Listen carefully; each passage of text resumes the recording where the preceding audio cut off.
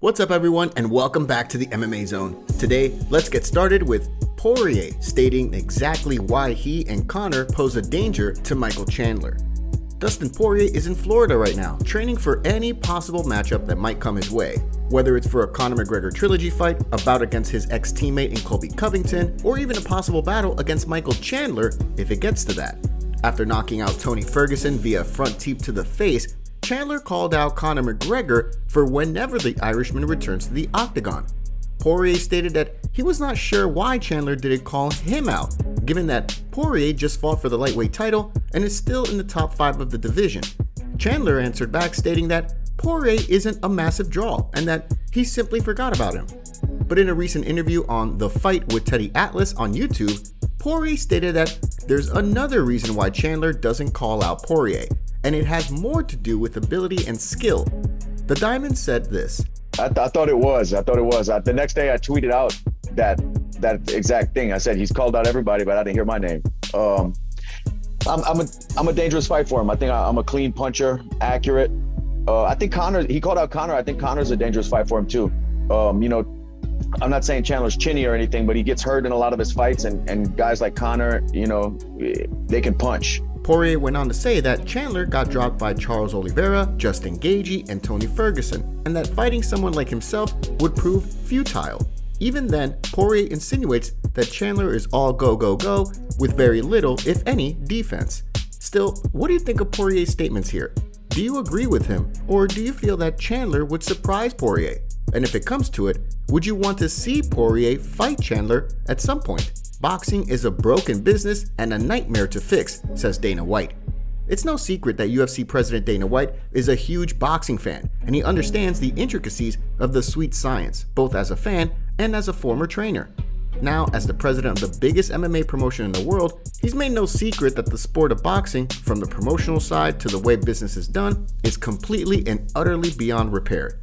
White worked alongside boxing promoters and the boxing world at large when the Conor McGregor-Floyd Mayweather bout took place in 2017, and that experience soured him so much on how things would go down in that world that he's really not interested in taking part again.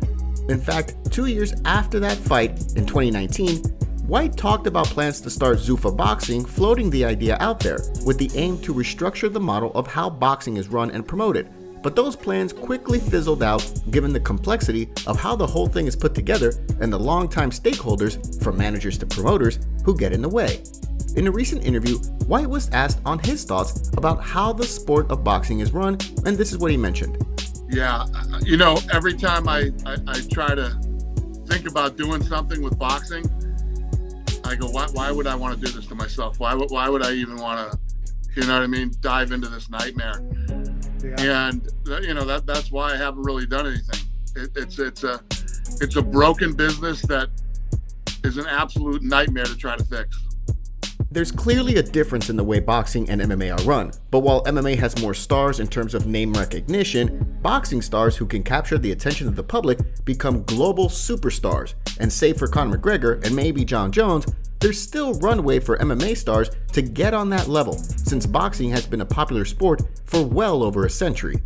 Even so, the money given to boxers, it's much more than what is given to MMA fighters, as mentioned by several MMA fighters themselves. Still, what do you think of White's comments here? Do you feel that boxing is beyond repair? Paulo Costa arrested after allegedly elbowing a nurse in Brazil. News reports out of Brazil state that UFC middleweight Paulo Costa was arrested for allegedly elbowing a nurse in Belo Horizonte, Brazil, all over an attempt to gain a proof of vaccine card. According to witnesses cited in the report, Costa allegedly tried to get the vaccine card without having actually been inoculated with the vaccine.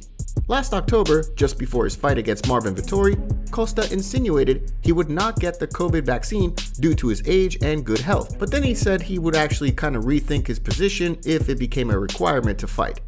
This is what the municipal guard Marco Mota told Global News in Brazil about what allegedly transpired there. The card was filled out. The worker said that, at the time of application, he did not agree to get vaccinated. He wanted to leave with the card and they did not accept it. At that moment, a nurse took an elbow. He said he took the vaccine, but the nurses didn't let him leave with the card. He said it generated a stress, he took the card and left.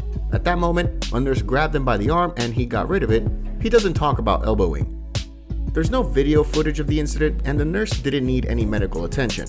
Well, it looks like Borrachinha is taking it all in stride, posting a humorous image of he and Masvidal behind bars with a caption that read, "Call the police."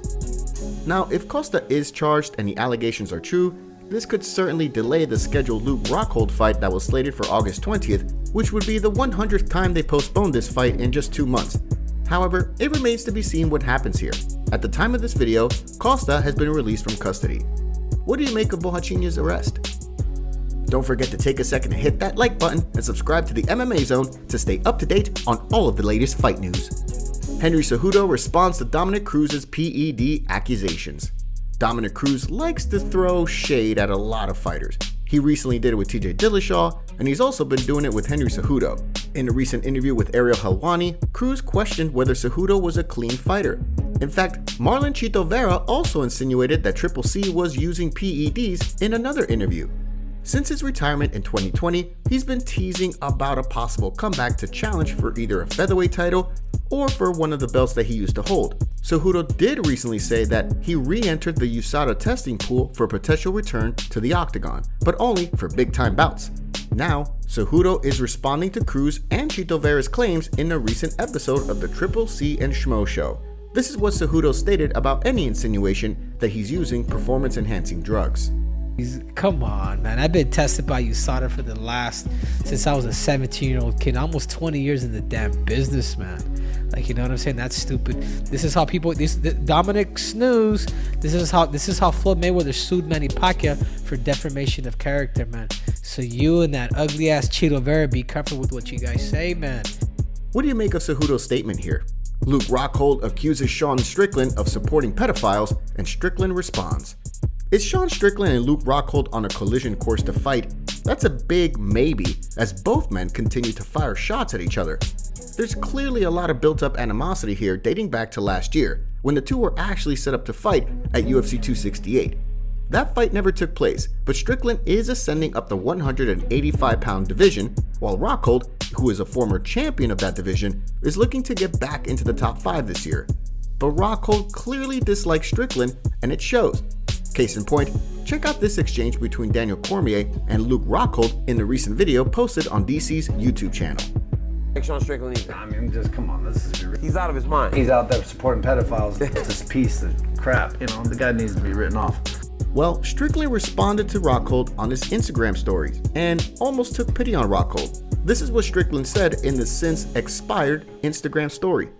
How much brain damage has this man taken? So whenever Luke Rockhold first started running his mouth about me, it made me upset because a lot of what he was saying was untrue. We trained, I almost knocked him out, there were witnesses. And this whole supporting pedophiles thing, he's almost like detached from reality. Then I'm starting to realize the guy is 40 years old and he's been knocked out how many times? I mean, viciously knocked out. Probably has severe brain damage, maybe some CTE. I don't know, man, maybe it's time to hang up the gloves for good. Rockhold has suffered brutal knockouts at the hands of Michael Bisping, Yoel Romero, and Jan Blachowicz over the past 6 years.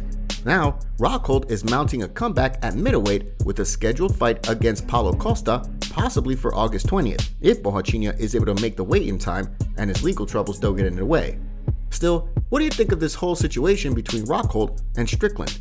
How do you feel about what's been transpired, the back and forth between you and Conor all of a sudden on social media? You know, as a competitor, he ain't bad, but as a person, I can't stand this fucking rat bitch, you know? And it's just like, give you an example. Habib wins a belt, what does Conor do? Go and talk shit about him, huh? Fucking somebody at 205 will go and win a belt, he'll go and talk shit. Like, he just wants to stay relevant. Obviously, I'm still a hot topic while his that's just fucking in his couch, fucking sniffing coke or whatever he's doing, you know, and he wants to stay relevant, so he takes shots, but he's not gonna fight. You know, the UFC's offered him this fight, you know, as me and you both know, this could be the biggest fight in UFC history, you know. Why would he want to cash in on that paycheck? Because he knows I'm gonna beat the fuck out of him. And I'm not a wrestler, so if I beat him, it really looks bad for his brand, because I'm gonna beat him only one way, fucking in his face, standing up, punching him, knocking his ass out. It's not gonna be good for the Conor brand or his cheap ass whiskey. I'm telling you, that guy goes go. He doesn't answer the UFC's phone calls when my name gets dropped in his mailbox. Michael Pereira switches up the tactic to go after Jorge Masvidal fight.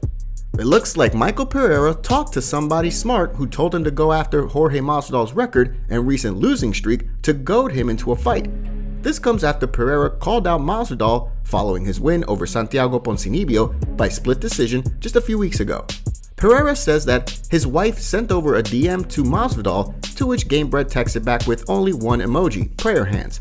Desperate to get a top-billing fight, Pereira used this as an excuse to create beef with Masvidal. Masvidal himself responded to Pereira with a simple message posted on Twitter, posting a screenshot of the exchange between he and Pereira's wife with the caption that read, "How crazy a world and how far is society falling that this idiot, Michael Pereira, would use his wife to hopefully one day get a paycheck and create a fake narrative to try and get a fight with me when clearly he sees she slid in my DM. Wishing you guys the best. #marriage counselor." Pereira's wife then responded to the whole drama with a statement posted on social media, blaming society for wanting drama, even though her husband was the one who created this whole mess in the first place. Loyalty is blind, I guess. Well, it seems Pereira isn't done trying to get Masvidal to fight him, and now he's changing up his tactics.